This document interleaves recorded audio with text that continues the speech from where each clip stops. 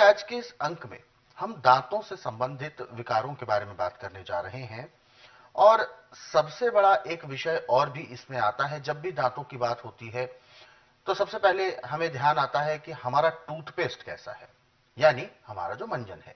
अक्सर आपके ही श्रीमुख से भी हमने काफी बार सुना, मंजन जो होता है वो आयुर्वेदिक यानी जो प्राकृतिक मंजन होता है वो प्रयोग करने की वजह से हमारे दांत अच्छे रहते हैं।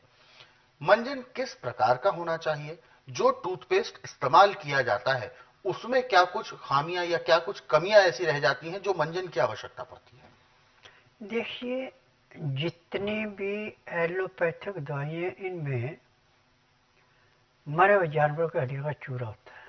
अच्छा। और उसमें केमिकल मिला के आपको दिया जाता है। ये जितने भी मंजन हैं एलोपैथी के जब सुबह आप दातुन करते हैं तो ये दांतों के बीच में फंस जाता है और ये निकलता नहीं पूरा। अच्छा। फिर दांतों में सूजन पैदा हो जाती है, मसूड़ों पे दांत हिलने शुरू हो जाते हैं और दांतों में पीलापन आना शुरू हो जाता है।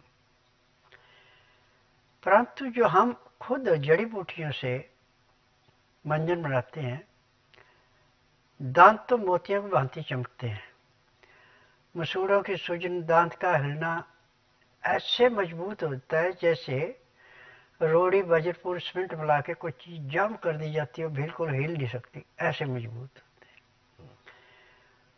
और किसी किस्म का दांतों में कीड़ा नहीं लगता और दांतों के अंदर रुकता नहीं है, जैसे मंजन रुक जाता है।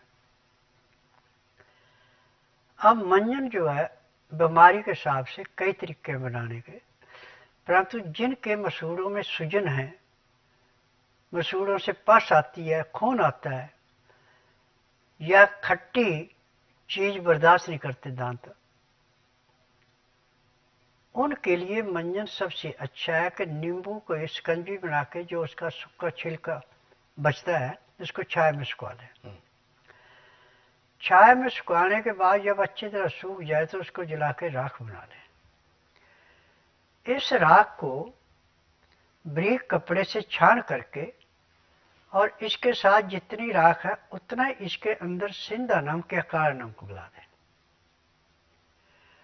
और काली मिर्च अपनी इच्छा के अनुसार कम ज्यादा भी मिला सकते हैं और थोड़ी इसमें हल्दी मिला दें। अब इस मंजन को जब आप आंगुली से करें चाहे बुरश से करें, हिलते हुए दांत मजबूत हो जाएंगे, मसूड़ों में सूजन और समाप्त हो जाएगी, मसूड़ों से पस आती है या खून आता है वो बंद हो जाएगा और आप खट्टी से खट्टी चीज भी खा लें, आपके दांत कभी इनकार नहीं करेंगे। इस विशेषता है। हाँ जी। अब खाना खाने के बाद या कोई भी चीज खा के आपको हमेशा दांतों में कूड़ा जरूर करना चाहिए। चाहे आपने चाय पी है, गर्म पानी से कूड़ा कर लेते हैं तो चाय का जो असर आपके दांतों में पड़ा वो भी समाप्त हो जाता है। जी।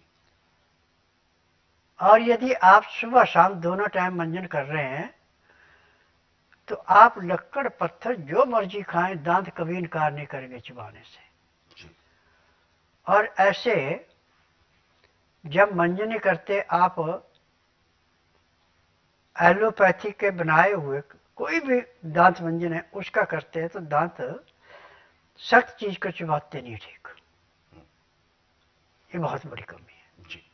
यहां पर मैं एक चीज और पूछना चाहूंगा गुरुजी कि कौन सी ऐसे भोज्य पदार्थ है या पेय पदार्थ है जो दांतों को नुकसान पहुंचाने में सबसे ज्यादा काम करते हैं? देखिए, चीनी सबसे ज्यादा हानिकारक है। अच्छा। चाहे आप इसको चाय में लें, चाहे कॉफी में लें, चाहे पानी में मिला के लें, चाहे दूध दही में मिला के लें, ये सबसे ज्यादा नुकसान करती है। दूसरे नंबर पर आपके फ्रिज की रखी हुई चीजें, ये चीजें भी दांतों को बहुत ज्यादा नुकसान करती हैं। और तीसरी चीज है सबसे बड़ी, आपका ठंडा खाना। अच्छा। क्योंकि आजकल जितने अनाज या जितनी सब्जियां, जितनी दालें, सब में यूरिया खाद पड़ती है।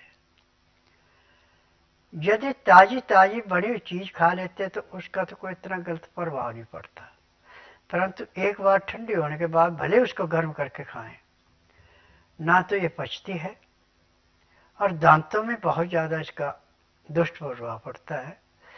किसी किसी के दांत तो ऐसे हिलने लगते हैं जैसे तेज तूफान आने पे पेड़ कभी एक तरफ झुकता है, कभी दूसरी तरफ झुकता है, ऐसे दांत अंदर बाहर को हिलते हैं।